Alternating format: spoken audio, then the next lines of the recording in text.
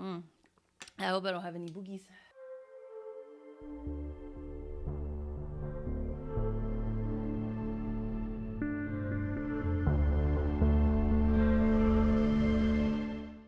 Hello everybody, welcome back to Needle Workshop. My name is Emily and today we'll be looking at our newest pattern, the jumper. It's available for both male and female bodies, so you get to choose whatever works best for you. This jumper is semi-fitted, so it's not quite the Zentai suit level of shrink wrapped to your body.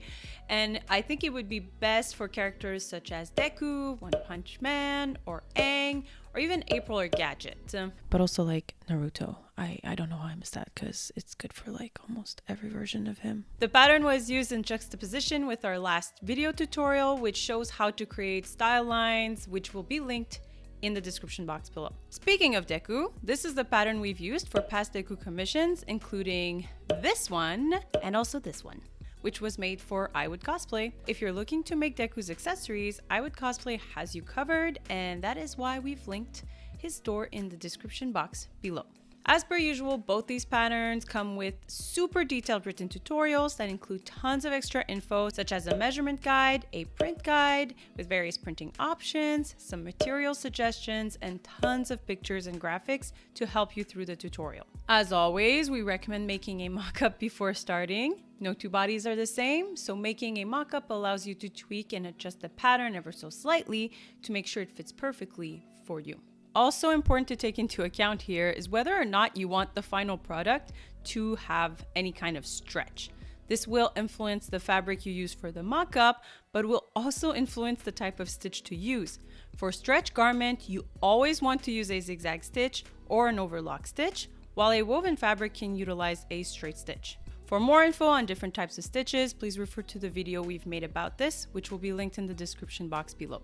I'll be using a combination of zigzag and overlock for this tutorial. Also important to note is that the seam allowance for this project is 1 cm wide unless specified otherwise.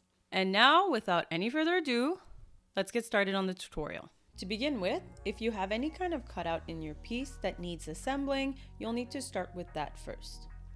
In my case, I need to sew the cutout at the front bodice piece, so I'm going to start with that. For more info on how to sew applique and style lines, please check out our video on the subject matter, which was released last week. It will be linked in the description box below. Take out your back bodice pieces and, starting from the center back notch, sew and overlock the piece together at the center back, right side to right side, 1 centimeter from the edge all the way up to the top. In my case, I have another cutout piece around the neckline, which I'll need to sew in afterwards. If you have no cutouts of any sorts, then you should be sewing all the way to the neckline. Align your front pieces to the back pieces, right side to right side, at the shoulder, and sew and overlock together 1 centimeter from the edge. Iron your seam allowance flat towards the back. Right side to right side, you'll need to sew your sleeve at the armholes. The single notch will indicate the front, while the double notch will indicate the back. Make sure to align all the notches properly before sewing and overlocking in place. Iron the seam allowance towards the sleeve. Turn the piece inside out and sew everything along the inner sleeve and side seam of the piece together at 1 centimeter from the edge. Make sure to align all your notches as you do so.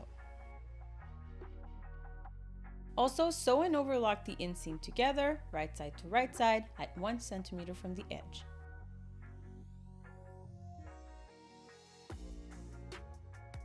Turn the piece inside out again so we can attach our collar piece. If you have opted to not put a collar in, then you will need to develop a facing piece to finish the neckline. I discussed this concept a little in a previous video, but in a slightly different context. Just in case it might help, I'm still going to link the video in the description box below with the proper time code. Before sewing the collar, make sure to iron it in half along the longest length. The crease will serve as a visual guidance later. Start aligning your collar along the neckline, making sure to align them at the front edge and making sure to align all the notches and seams. And then sew together 1 cm from the edge. You do not need to overlock this section. Iron your seam allowance towards the collar. Now it's time to sew in your zipper. Before starting on this section, I would like to let you know that you can either use an invisible zipper for this section or a regular closed-end zipper. It really depends on the look you're going for here. The invisible zipper will be, as the name indicates, invisible if sewn in properly. If that's what you fancy for your project, then check out the video tutorial we made on how to sew an invisible zipper. If you're interested in applying a regular zipper with a top stitch, then stay tuned because that's what we're going to be doing next. This zipper version is a little bit easier to apply, but it does require a top stitch, which will be visible on the costume when it's done. Start by overlocking your center front edges separately, starting from 3 cm past the zipper notch, all the way to the notch in the collar.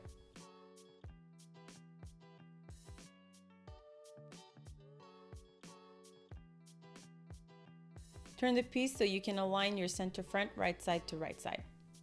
Starting 3 cm past the notch, sew with a straight stitch the center fronts together all the way to the collar notch. Make sure to backstitch at the zipper notch, which is theoretically where your zipper ends. If you plan on modifying the length of the zipper, then the notch itself is no longer a good point of reference. If that happens, you'll need to evaluate where your zipper ends at the center front seam and use that new notch as a reference for the 2 previous steps. I've done some adjustments unique to my piece here. I've removed the overlock from the white section since my fabric is both mildly see-through and does not fray. For the next part, you'll need your closed-end zipper, and I also recommend using quilting wash-away tape. I personally bought this one on Amazon. This will help keep your zipper aligned properly and can be washed away in a regular washing machine. Place the tape on the seam allowance 3 mm from the seam from notch to notch, or the full length of your zipper.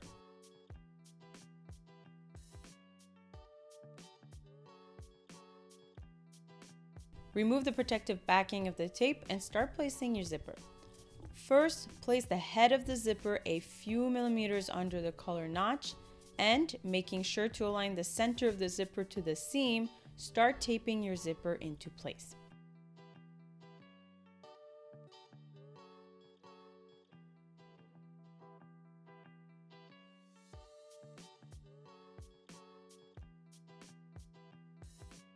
Add a few pins to secure everything into place and turn the piece inside out before top stitching in place.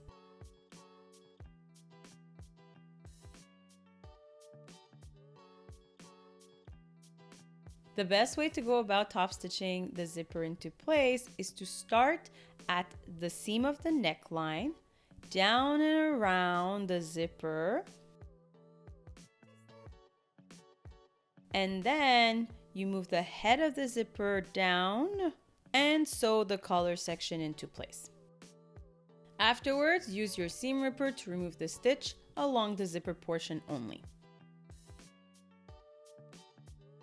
Again, some impromptu changes on my part here. I decided to shorten the zipper so it was only on the white section at the front because I thought it would look better that way. If you plan on doing that, make sure you're using a very stretchy fabric because shortening the zipper by that much could render the garment impossible to wear, especially if it's made from a woven fabric. Simply put, you just won't be able to get in and out of it. Always best to test these things at the mock-up stage.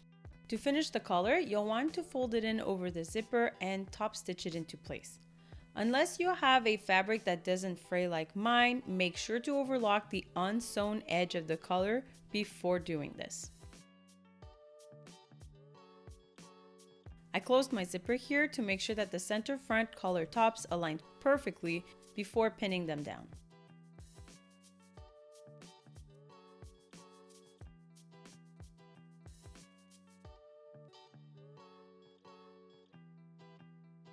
I then pinned down the inside collar section over the seam allowance while making sure to properly align all of my notches and seams. Top stitch the collar at the front over the zipper with a straight stitch, and top stitch the rest of the collar along the neckline with a zigzag stitch if you wish to retain some stretch. Finish sewing the rest of the left and right side bodice pieces together along the center front and center back seam, also the crotch area, using a zigzag stitch or a straight stitch, followed by an overlock stitch. Again, zigzag stitch for stretch materials, straight stitch for non-stretch materials.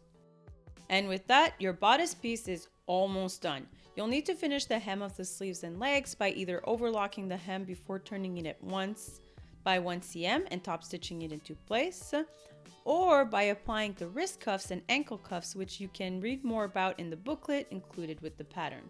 This design choice is completely up to you.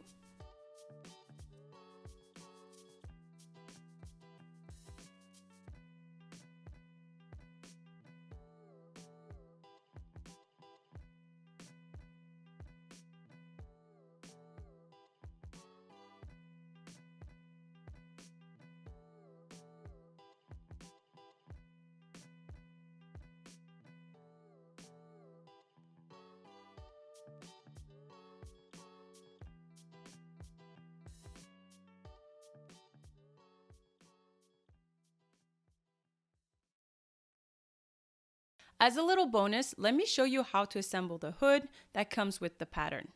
There are two sets of hoods that come with the pattern. One is slightly more adjusted than the other.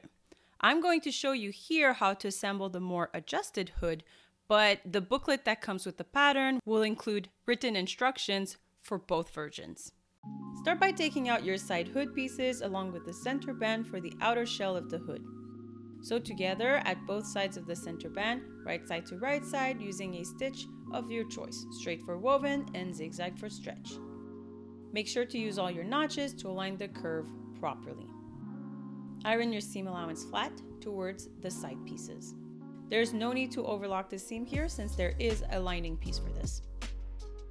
You'll need to rinse and repeat the same steps for the lining piece. This time though, iron the seam allowance flat towards the center band. At the front of the hood lining, you'll need to sew the frontal hood band right side to right side while making sure to align all your notches. Iron your seam allowance flat towards the front band.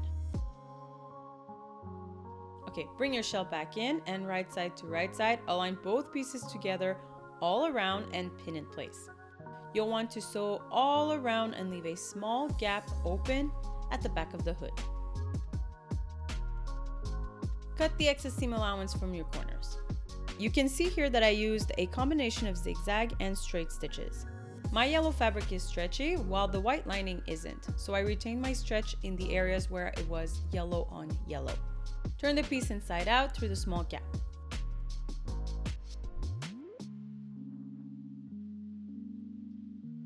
Iron around the edges to flatten the piece and close the gap with a top stitch or by hand if you wish to have a more discreet stitch.